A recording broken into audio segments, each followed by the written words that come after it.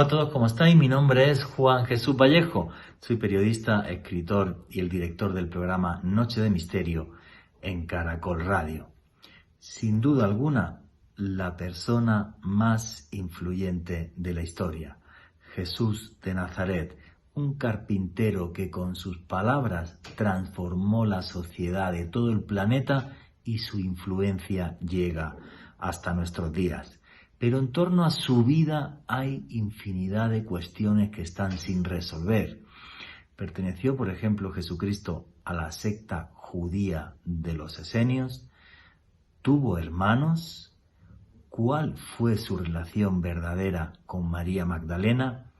O incluso, ¿existe una pieza arqueológica que demostraría la divinidad de Cristo, como es la síndone, la sábana santa de Turín? Si queréis saber sobre esto y mucho más, no os perdáis este podcast de Noche de Misterio, Misterios del Cristianismo. En Caracol Radio, Misterios del Cristianismo. Juan Jesús Vallejo.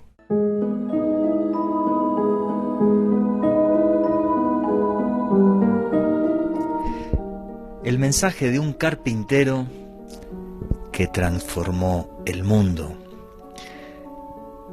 Un hombre que fue un adelantado a su tiempo.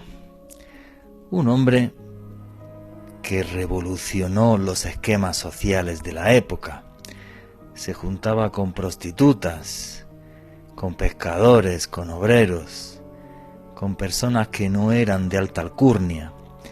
Y sin embargo, su mensaje rompió las barreras del tiempo y todas las fronteras del planeta. Un hombre sencillo, un hombre bueno, un hombre que dio la vida para cambiar la humanidad. Y digo humanidad con H mayúscula, en el sentido de poner el amor al prójimo por encima de todas las cosas. Intentar que vivamos en una sociedad mejor, que se aboliese la esclavitud, toda una serie de ideas revolucionarias que obvio le acabaron costando la vida. En estos 2000 años, desde que falleció, con su mensaje se ha tergiversado y se han hecho infinidad de barbaridades, pero muchas personas también siguen sus palabras en el sentido en el que él las dijo, que nos amáramos los unos a los otros por encima de cualquier otra cosa. Y es curioso, ¿no?, que todo esto lo dijera un simple carpintero. A día de hoy, más de 2.000 millones de cristianos en el mundo. Católicos, también están los ortodoxos, diferentes iglesias con diferentes papas. Tenemos los evangélicos, que aquí en Colombia se les llama cristianos, pero cristiano es todo aquel que piensa que Jesús estaba revestido de esa divinidad que le hacía tener que ver con Dios. En este programa de lo que vamos a hablar es del hombre y de historia, del hombre llamado Jesús a los ojos de la historia, a los ojos de la arqueología y de la ciencia, y de su vida hace 2000 años. Yo me crié en una familia muy católica y me parece maravilloso toda la gente que piensa que Jesús era hijo de Dios en sí mismo. Me parece maravilloso todos aquellos que consideran que realmente su divinidad traspasó también la frontera del tiempo.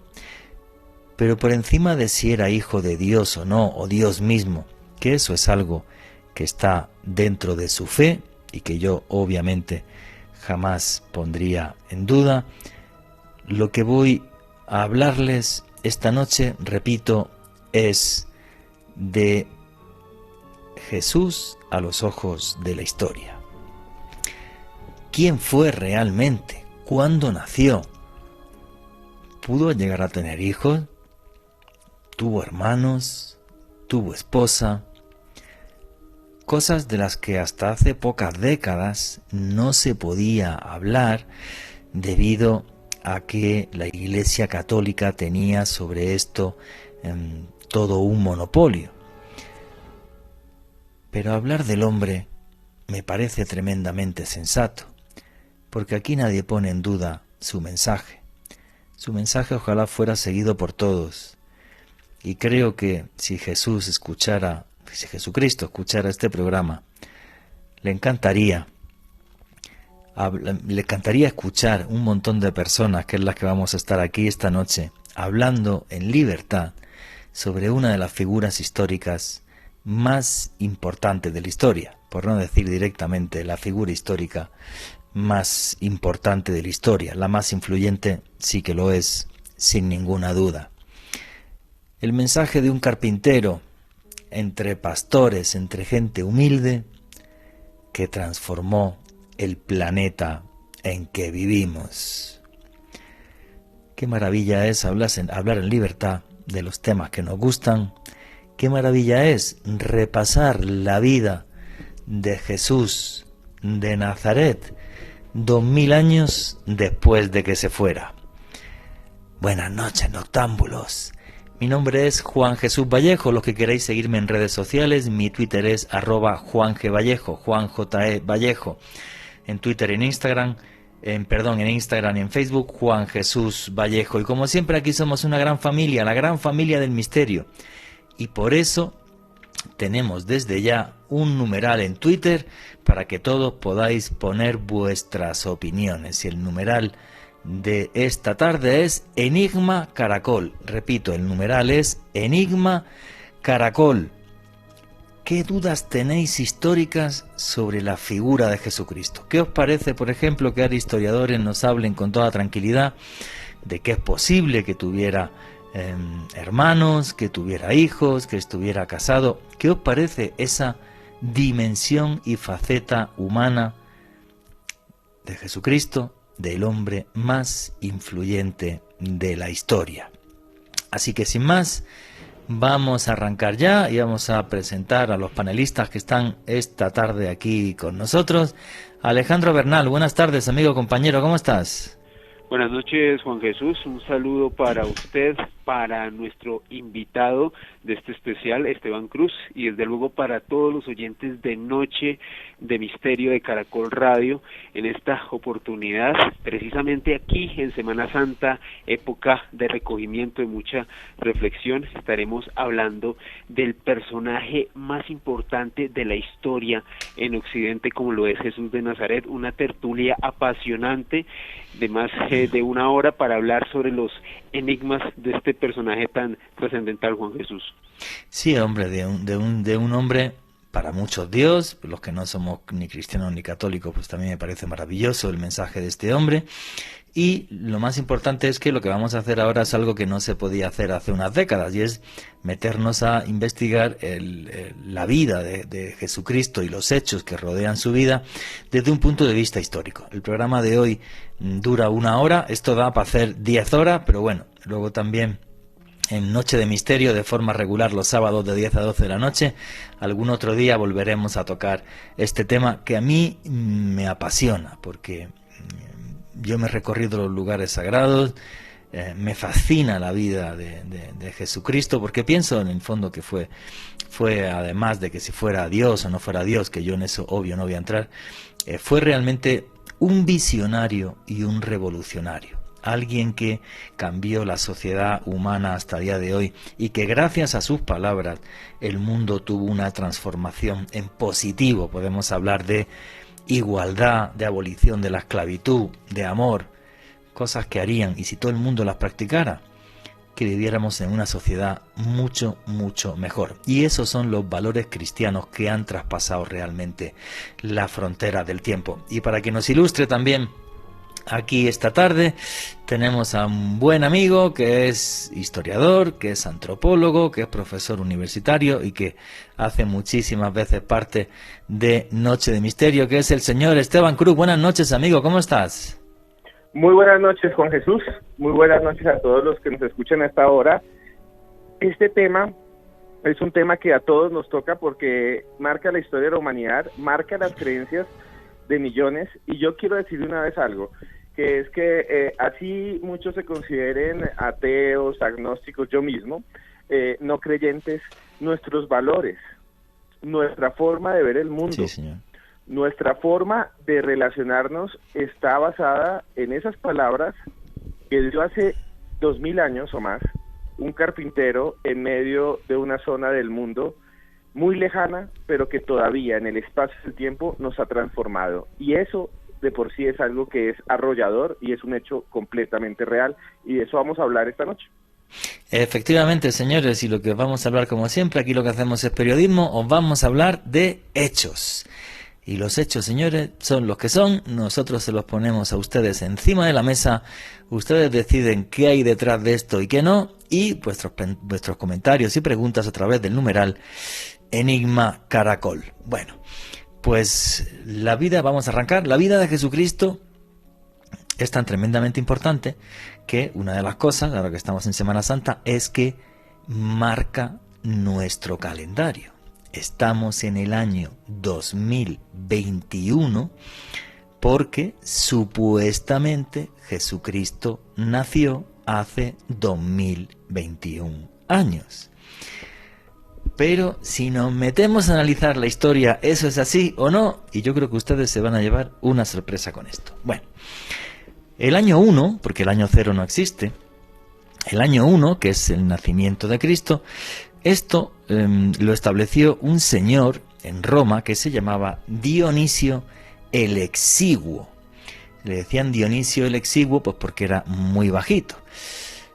Y Dionisio el Exiguo vivió 500 años después de que viviera Jesucristo. Y el señor Dionisio el Exiguo nos metió en un lío con el tema del calendario bastante importante, porque este señor, repito su nombre, Dionisio el Exiguo, es el que establece el año 1. Hasta la llegada de Jesucristo, el calendario en buena parte del Mediterráneo arrancaba en el año de fundación de Roma, que sería en el año 753 a.C. en el calendario actual, ¿vale? Bueno, pues este señor, Dionisio el Exiguo, dijo: Jesucristo nació en el año 753 después de la fundación de Roma, y eso lo vamos a denominar año 1 o Anno Domini, que significa año del Señor. Vamos a ponernos a analizar esto. Si Jesucristo nació en el 753 después de la fundación de Roma. Bueno, pues si nos vamos a los textos de la antigua Roma y vamos a un personaje clave porque vivió a la vez que Jesucristo ya había nacido cuando era niño, que este personaje no es más ni menos que Herodes, que el rey Herodes. Bueno, pues según los calendarios romanos de la época, Herodes subió al trono en el año 716 después de la fundación de Roma, falleciendo 33 años después, estuvo 33 años en el poder, o sea que falleció en el año 749 después de la fundación de Roma. Pues si le hacemos caso a Dionisio el Exiguo, que dice que Jesús nació en el año 753 después de la fundación de Roma, Dionisio el Exiguo se equivocó, pero total y absolutamente. Mínimo, Jesús tuvo que haber nacido 4 años antes. Mínimo, posiblemente incluso algunos más. O sea, que no deberíamos de estar en el año 2021. Deberíamos de estar algo así como en el año 2015, 2016, con mucha suerte. Así que fijaros todas las cábalas que se hacen con los números de los años y tal, pues resulta que el año 1 está mal puesto. Esteban Cruz, que es el historiador, ¿qué opinas de este lío? No, es un lío que además tiene que ver con otros cambios que se han hecho en el calendario.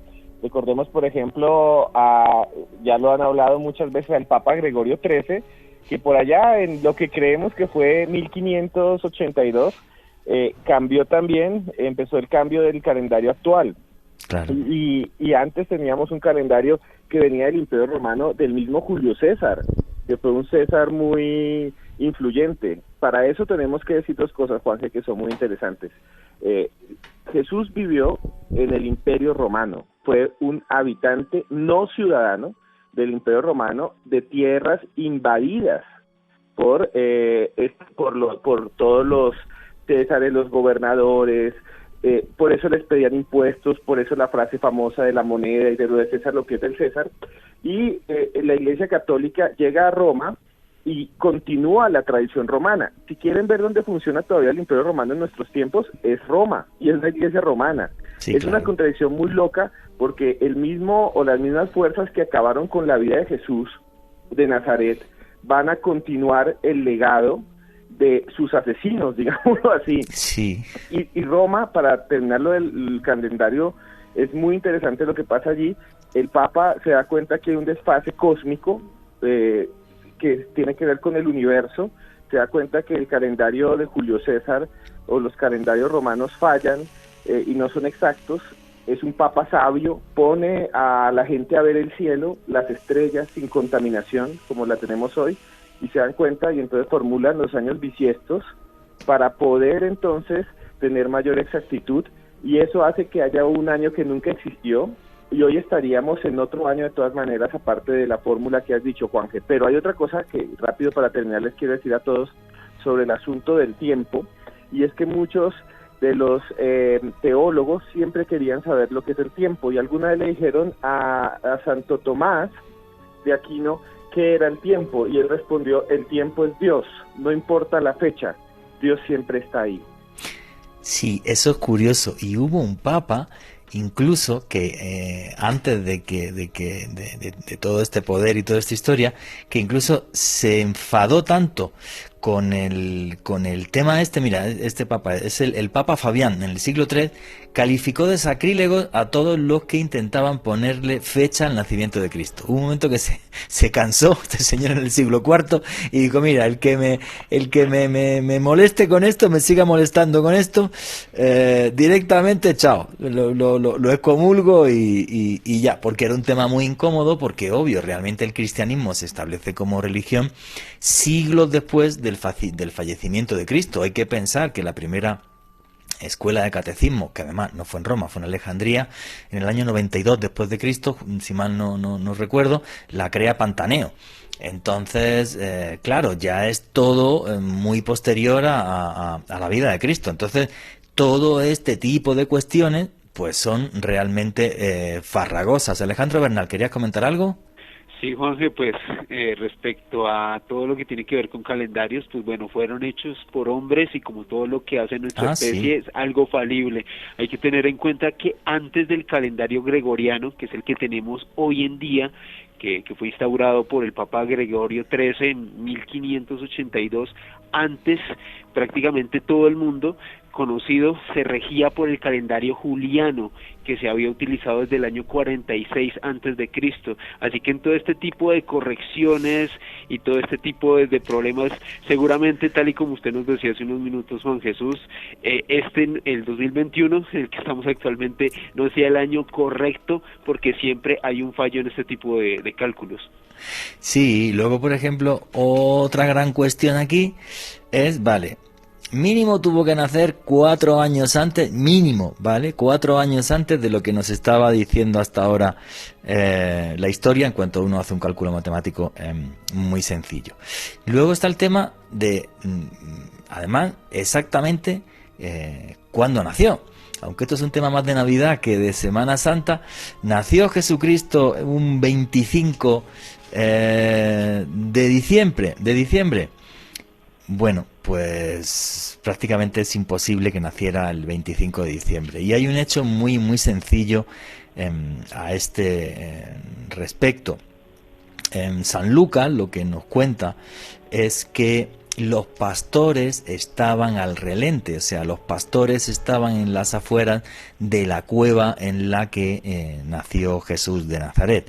Y según el Talmud, el ganado pastoreaba y no estaba recogido y estaba fuera y podía dormir fuera entre los meses de marzo y noviembre. O sea, que lo sensato es pensar que Jesús nació entre marzo y noviembre. Es más bien ni siquiera en marzo y en noviembre, porque ten en cuenta que en Israel, Palestina, llámelo como quieran, la temperatura en meses como diciembre, enero puede llegar a los 3 bajo cero. Entonces, sino que lo más normal incluso es que fuera a partir de mayo. Entre mayo, digamos, y octubre es lo más normal que naciera Jesús de Nazaret. Pero claro, todo esto era un problema porque nadie nunca jamás recogió la fecha. Y una de las cosas curiosas de esto es que muchas iglesias ortodoxas no sitúan el nacimiento de Cristo el día 25 de diciembre, sino que lo hacen el día 6 de enero. Así que bueno, pues todo esto es un lío bastante importante. Fue el Papa Liberio, en concreto en el año 354, el que dijo que nació el 25 de diciembre, pero se inventó esa fecha muy sencillo, porque había una fiesta en Roma, que era el Sol Invictus, y dijo, yo acabo con esta fiesta y en vez de quitarte una fiesta, no poner ninguna, pues pongo una, ¿vale? Y así la gente no se me enfada y decimos que nació el 25. Repito, todos estos datos históricos no le quitan validez ni importancia al mensaje de Jesucristo, que es algo que ha roto las barreras del tiempo.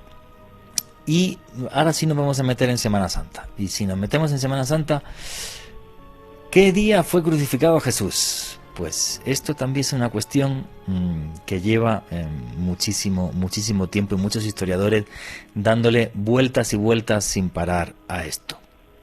Bueno, sabemos que lo crucificaron justo antes de arrancar el Shabbat en los preparativos de la Pascua. Jesús falleció un viernes a la tarde. El Shabbat es del viernes al sábado de 6 de la tarde a 6 de la tarde. El Shabbat no es solamente el sábado, ¿vale? Empieza el viernes para la tarde. Entonces, murió el viernes a la tarde, estuvo enterrado viernes, sábado y domingo y resucitó en la madrugada del domingo. Con lo cual tampoco estuvo fallecido 72 horas, pero sí 3 noches, tal y como decían los profetas. O sea, al tercer día resucitó, pero realmente no estuvo enterrado 72 horas.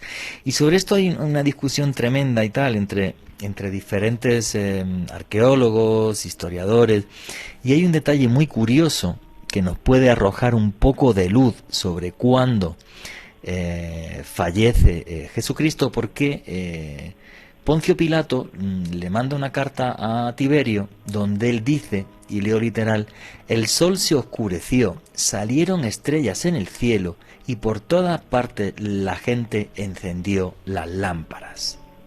Si esto sucede, la penumbra en la que entra el mundo cuando Jesucristo falleció, pues resulta que sí hay una fecha. Y es que hubo un eclipse parcial de luna en esa zona, en Israel-Palestina, el 3 de abril del año 33 a las 18:20 horas. Eso sí es un dato astronómico a tener en cuenta. Pero claro, nos están diciendo el año 33, cuando realmente Jesucristo no pudo morir en el año 33. Entonces, todo esto es un zancocho tremendo. Esteban Cruz, amigo, ¿qué opinas de todo este lío? Bueno, es que la historia es así, tú eres historiador, lo sabes.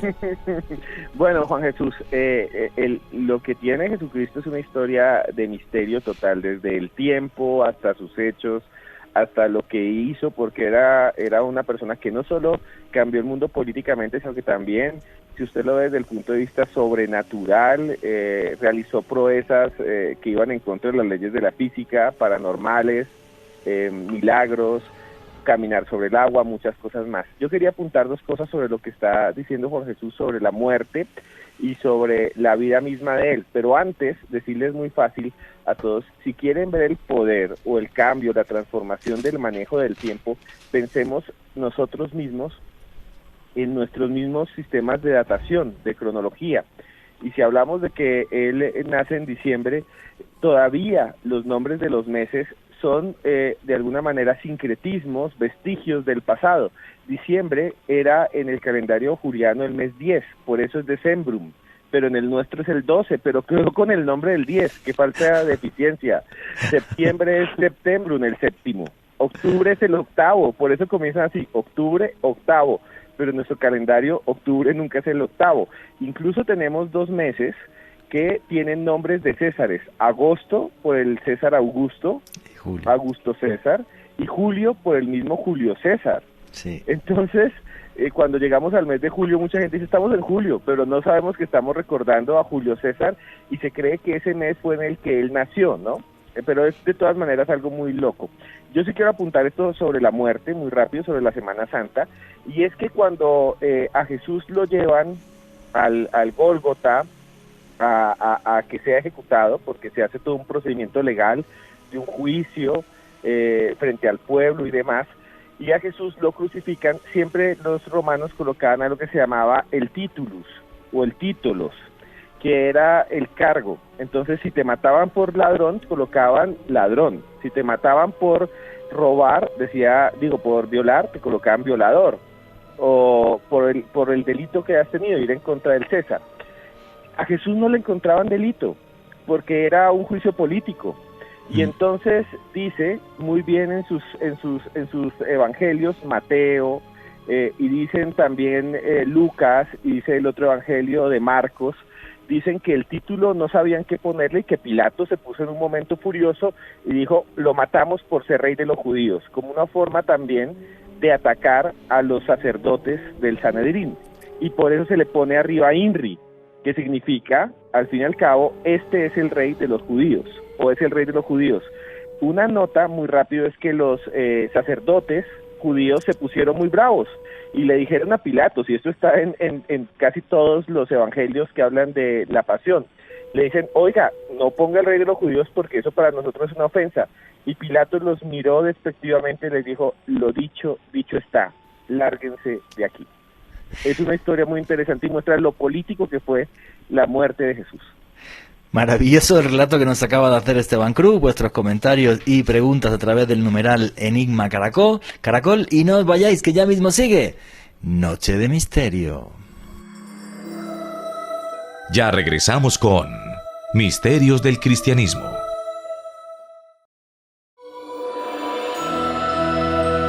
Continuamos con Misterios del Cristianismo.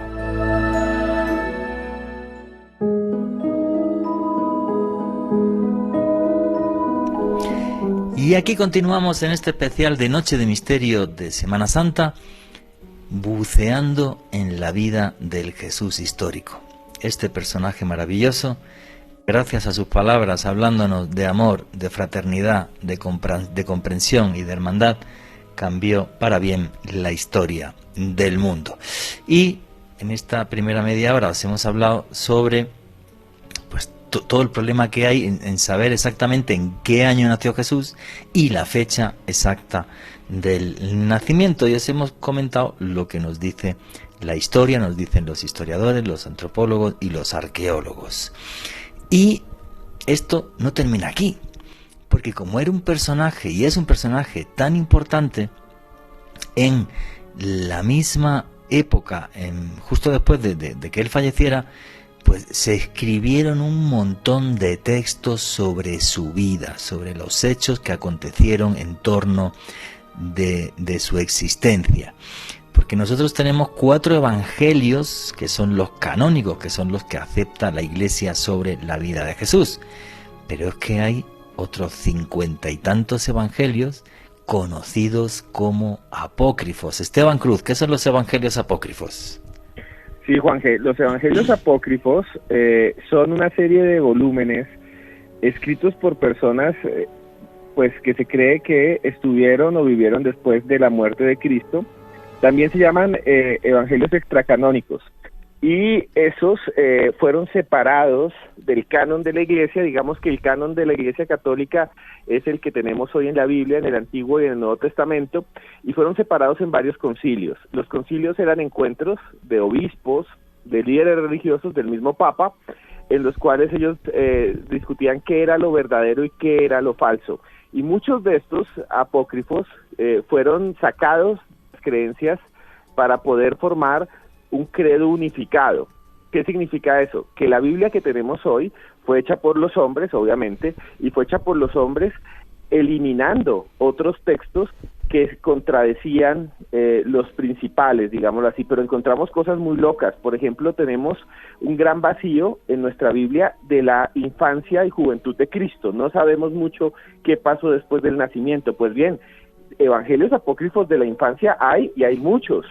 Y hay unos que son antiquísimos y unos que dicen cosas muy dementes, por eso lo sacaron. Hay un niño Cristo vengativo, como son todos los niños, que mata, que revive, que convierte a la gente en piedra. Bueno, hay un montón de cosas locas y hay un gran misterio en eso. ¿Cómo fue la infancia de Cristo? Hay documentos que nos hablan de esa infancia que son más antiguos que el Apocalipsis que está en la Biblia. Pero en el concilio de Nicea lo sacaron y en otros concilios lo sacaron y condenaron incluso a los seguidores de estos apócrifos. Si usted tenía eso, lo podían quemar vivo. Entonces es una historia bastante interesante. Sí, eso es muy curioso porque en el año 325 el emperador Constantino, que se convierte al cristianismo, pues digamos que es el que pone la plata y dice, venga, que vengan aquí todos los obispos de todas las iglesias católicas y ortodoxas, porque estamos en el paleocristianismo, estamos hablando del comienzo del cristianismo. Y en ese año 325 se reúnen en Nicea y claro, tienen 50 y tantos evangelios, y entonces todas las iglesias se ponen de acuerdo en que son los 4 que tenemos a día de hoy, los canónicos, los que sirven. Pero claro, yo lo que creo y lo que creen los historiadores es que realmente lo que hizo la iglesia fue, las iglesias, que ahí no estaba solo la romana, estaban todas. Había un papa en Alejandría, había un papa en Armenia, había un papa en Siria, había un papa en Grecia, por cierto, papas que siguen existiendo, que se ponen allí de acuerdo, y los textos son muy curiosos, porque los textos dicen que bien fue una paloma que entró y se posó sobre los 4 evangelios canónicos, y así estos eran los válidos. Otros textos dicen que la paloma le susurró al oído a los obispos. Otros dicen que de repente hubo un terremoto y es que todos se cayeron de encima de la mesa menos esos 4. O sea, hay como diferentes versiones que en el fondo, pues claro, vistas de 1700 años después, pues parecen hasta un poco chistosas, pero el caso es que esos textos están ahí. Hay algunos loquísimos, como el que estaba ahí comentando Esteban Cruz. Ese es el Evangelio árabe. El Evangelio árabe nos habla de la infancia de Cristo, y entonces porque un día se enfada con un amiguito y como tiene superpoderes, pues se lo carga. Entonces llega mamá, llega la Virgen María, le pega un tirón de orejas y le dice, a ver, que eres un bruto, revive al niño, y coge, como tiene superpoderes, pues lo revive. Es como una novela de ciencia ficción. Esos evangelios, algunos de ellos son muy posteriores y tampoco mucha gente les da un gran valor histórico, porque son muy posteriores a la vida de Cristo, pero no dejan de estar ahí. Y hay algunos que sí son muy curiosos, porque por ejemplo, el Evangelio de Marcos nos habla de que Jesús tenía mínimo 4 hermanos y a la vez mínimo 2 hermanas, y menciona además a los... Bueno, perdón, estoy diciendo un evangelio que es canónico. 4 hermanos que son Santiago, José, Simón y Judas. Y esto también pues no deja de ser curioso. Sí hay otros apócrifos, por ejemplo, como es el de los Hebreos, que dice que su madre y sus hermanos le decían a Jesús. O sea que sí habla de madre y hermano, aunque la palabra hermano en griego antiguo también sería amigo o también sería primo. Pero si uno echa mano de grandes expertos en griego antiguo, yo creo que, bueno, es una eminencia a nivel mundial en griego antiguo, en ese tipo de textos, que es Antonio Piñero.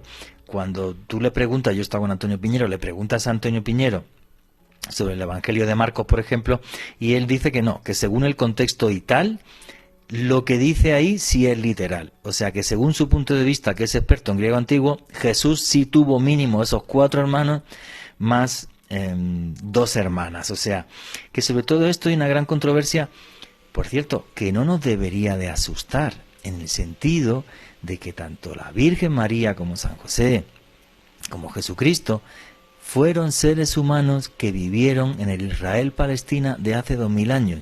En Israel-Palestina de hace 2000 años, todo el mundo se casaba y todo el mundo tenía hijos, y estaba muy mal visto socialmente lo contrario, con lo cual que Jesús hubiera tenido una vida plena como hombre, tampoco, como nos dicen los apócrifos, tampoco debería asustarnos. Hay otro apócrifo que habla es el Evangelio de Felipe, que nos habla de cómo amaba a todos sus discípulos, pero amaba mucho más a María Magdalena.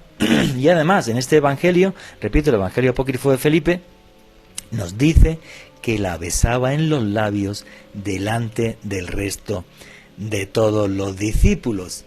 Alejandro Bernal, ¿querías comentar algo al respecto?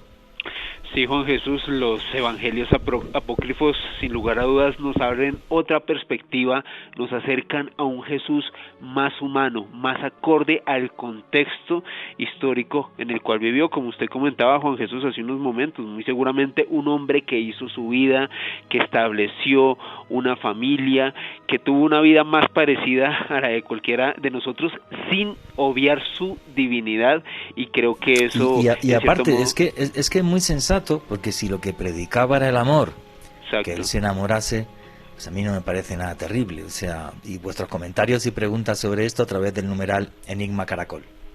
Exactamente, Juan Jesús, y por ejemplo, ya que estamos hablando sobre eso, pues María Magdalena es un personaje fundamental dentro de toda esta historia, hilvanándolo con este evangelio apócrifo de Felipe. Pues bueno, María Magdalena, que a lo largo de los años y para muchos exégetas vendría siendo la que fue la compañera sentimental de Jesús de Nazaret, su esposa. Haciendo un contexto histórico muy rápido, Juan Jesús, en los evangelios canónicos, María Magdalena es mencionada únicamente 12 veces, y su papel a partir del concilio de Nicea en el año 325 fue meramente anecdótico. Hubo varias versiones, si nos vamos a la historia como tal, algunas de ellas nos establecían, por ejemplo, el Papa Gregorio I identificaba a María Magdalena con María de Betania, hermana de Lázaro y Marta. Luego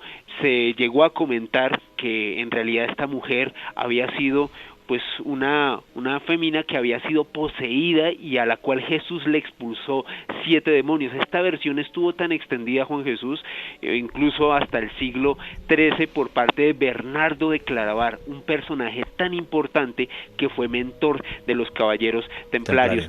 Pero a lo largo de los años, el estudio sobre este personaje de María Magdalena ha tomado un viraje tan importante, Juan Jesús y oyentes, que hoy en día se ha convertido en un auténtico ícono que representa el importante papel de la mujer en el cristianismo. Y es que, de acuerdo a algunas hipótesis heterodoxas, pues esta María Magdalena en realidad era una mujer que provenía de la localidad de Magdala, que pues este era un lugar que estaba muy cerca del mar de Galilea, y esta mujer, María Magdalena, pertenecería a un linaje de la tribu judía de Benjamín, en la cual pues durante años reinó Saúl, quien fue el antecesor del rey David. Es decir, María Magdalena, una mujer que provenía de Magdala, venía de un alto linaje hebreo, así que históricamente es muy posible que ella, junto a Jesús de Nazaret, quien también provenía de un linaje muy importante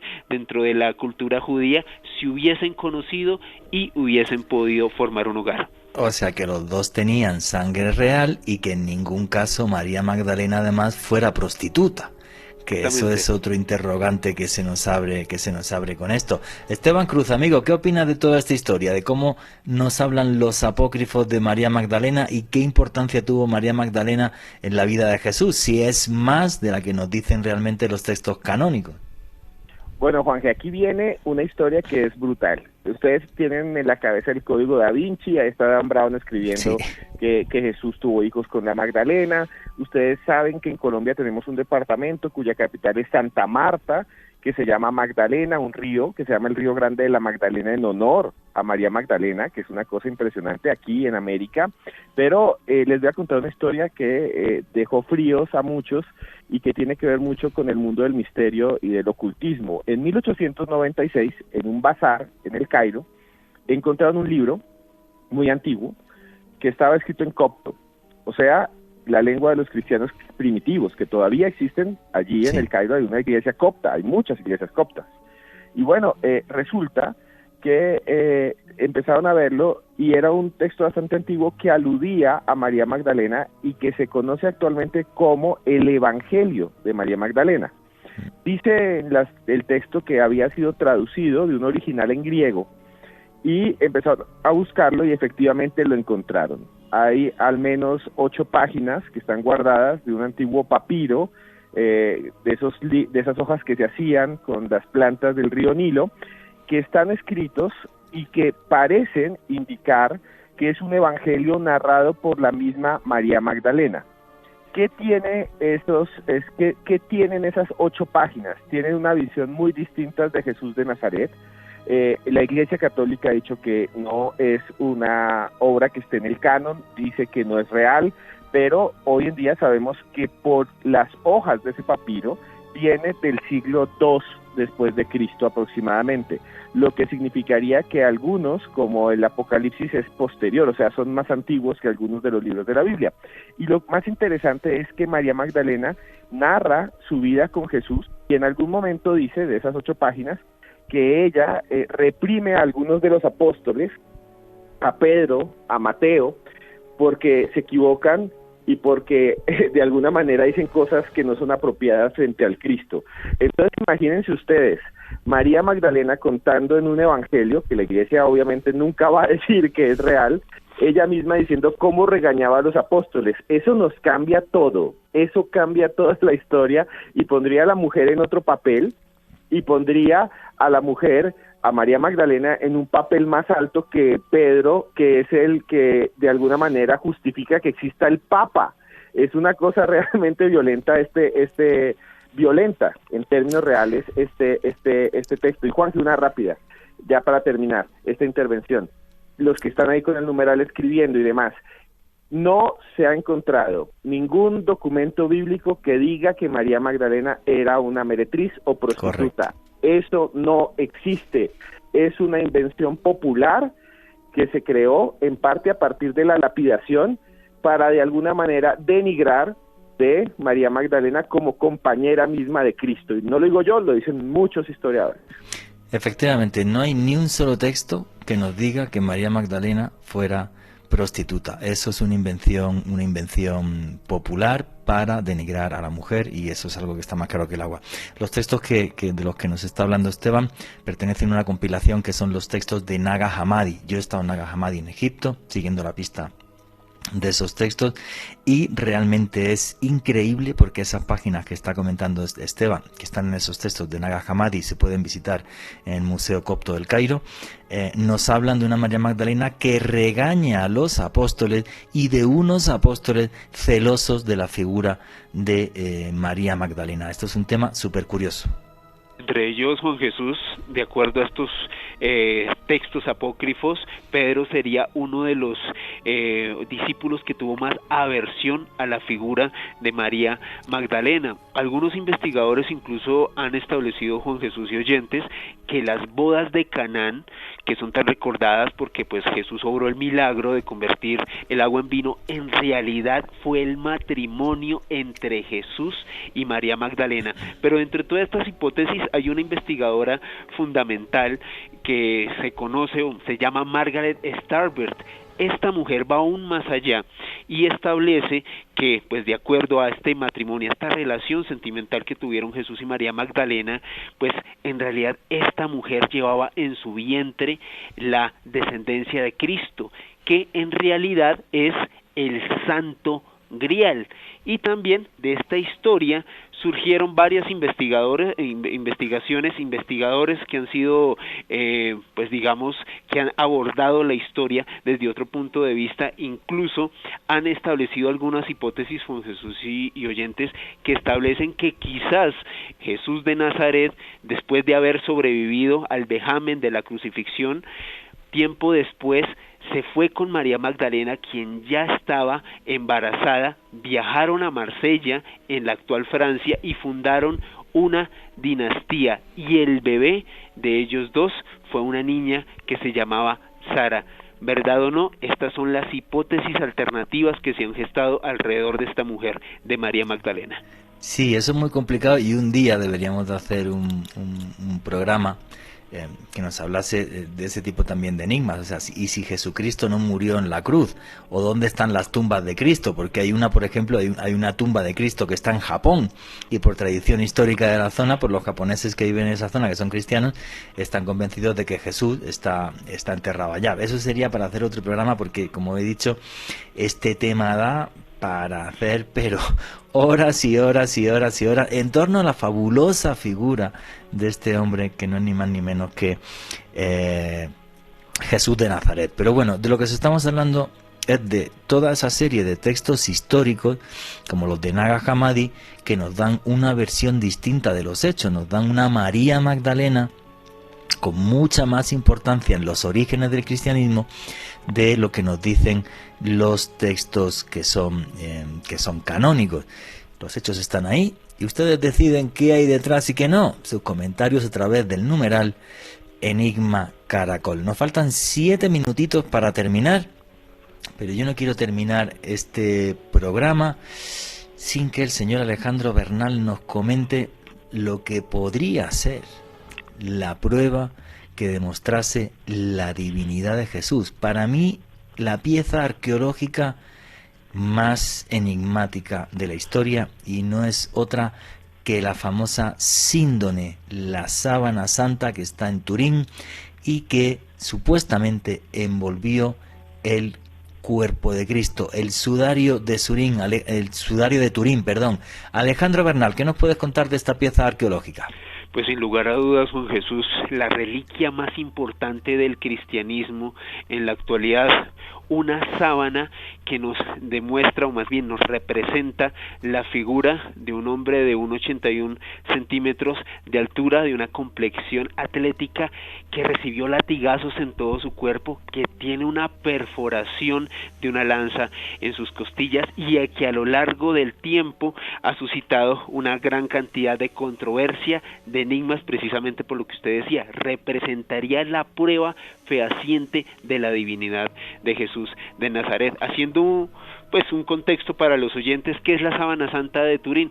Pues fue un sudario que se le impuso a Jesús de Nazaret después de haber fallecido, cuando el Señor Jesús de Arimatea lo mandó cubrir con estas mortajas. Eso es, o sea, en la antigüedad, en la antigua Judea, Palestina, llámenlo como quieran, la gente cuando fallecía se envolvía en una sábana de lino de una sola pieza. O sea, desde la espalda le daban la vuelta a la parte delantera. Una sábana que medía varios metros y en la que se envolvía el cuerpo del fallecido después de ungirlo, de lavarlo y limpiarlo y ungirle aceites. Ese sudario es lo que sería el santo sudario que se adora en Turín. Exactamente, Juan Jesús, pero haciendo un rastreo histórico de dónde viene la adoración o la fascinación por el sudario. Para ello tenemos que remitirnos a un exegeta muy conocido dentro del cristianismo, Eusebio de Cesarea, y él nos hablaba de una historia fascinante, Juan Jesús, del rey Abgar en la actual Turquía. Resulta que este señor comenta que el rey Abgar sufría de lepra negra, y había llegado hasta sus oídos los relatos de un hombre santo, quien en este caso en Tierra Santa llegaba y podía efectuar milagros, podía sanar cualquier enfermedad. En efecto, se trataba de Jesús de Nazaret. El rey Abgar envió tropas a Jerusalén pues para tratar de encontrar a este hombre para aliviarse de esta enfermedad. Cuando llegaron sus tropas a Jerusalén, se enteraron que Jesús había sido crucificado. Sin embargo, los soldados lograron recuperar este santo sudario, se lo llevaron al rey Abgar, y comentan los relatos históricos que el rey Abgar, cuando estuvo cerca a este objeto sagrado, pudo recuperarse de esa enfermedad. Listo. Y lo increíble de la sábana santa, porque no da tiempo a contarlo hoy, ni mucho menos, nos faltan 4 minutos para terminar, es lo siguiente. En la sábana santa el hombre que aparece está azotado, sí, pero con un flagrum, que es un látigo romano de castigo, tal y como reflejan los textos. Tiene el pómulo derecho partido en dos de un puñetazo. Se le tiene marcas de una corona de espinas que se le pusieron como una especie de casco. Detalle súper importante: la crucifixión, y lo sabemos hoy día por arqueología, no se crucificaba, no se hincaban los clavos en las palmas de la mano, sino que se hacían en la muñeca, porque si te clavaban la palma de la mano se te abría y se te rajaba. Y esa sábana santa se adelanta a la arqueología moderna y el clavo aparece en la muñeca. Y además, por ejemplo, incluso lo que es en los ojos, hay los restos de 2 monedas, 2 leptones romanos. O sea, para falsificar eso hay que ser el megagenio de la humanidad, y encima de todo, una sábana que tiene una radiación inexplicable, porque el cuerpo de ese señor quedó en la sábana y tú le puedes hacer un molde en 3D, que es lo que pasó además cuando la primera vez que se fotografía en el negativo aparece en 3D. Y no hay tiempo para más, así que vamos a ir cerrando ya. Esteban Cruz, tus conclusiones, enigmas del cristianismo. Mis conclusiones es que esto tiene que ser es un tema que da para toda una serie de programas durante años. Yo les tenía preparados una historia brutal que es la del Santo Prepucio, pero después se las contaré de cómo desapareció de un pueblo que se llama Cálcata, y hay todo un escándalo. Pero bueno, sí, es el prepucio de Jesús de Nazaret, que se lo habían cortado y que él había guardado y que después supuestamente le dio a María Magdalena, y que 4 papas certificaron que era divino y que todavía está perdido desde 1984. Después podemos hablar de eso, pero por ahora no, que esto es un programa esto es algo que da para muchos programas. Sí. Amigo, tus redes sociales para que la gente te siga. Sí, claro, me pueden seguir como @cruzescribiente. Ustedes escriben Esteban Cruz Niño en Twitter o en Instagram, y ahí me pueden seguir. Tengo libros como Expedientes X Colombia, los verdaderos enigmas de nuestro país, con documentos desclasificados de la CIA sobre ovnis en Colombia, y Vida después de la muerte, con historias de personas que fueron al más allá y regresaron para narrarlas. Alejandro Bernal, tus conclusiones, tienes 40 segunditos. Juanje, en el Santo Sudario se encontraron rastros de polen que pertenecerían a plantas que se encontraban en Judea hace más de 2000 años, así que también por ese lado coincide.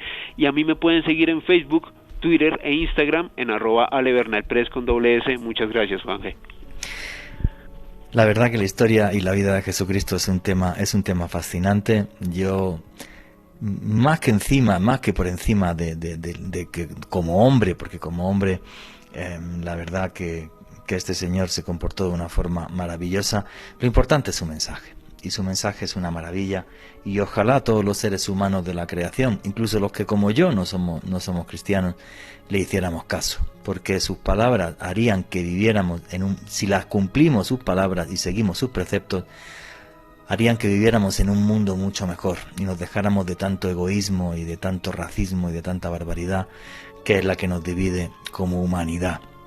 Y por encima de todo, somos un grupo de monos desnudos, muy modernos, pero un grupo de monos desnudos, que nos guste o no, vivimos en un mismo barco que se llama planeta Tierra. De eso nos habló Jesús de Nazaret hace más de 2000 años. Y nunca olviden que vivimos en un mundo mágico, porque está repleto de misterio.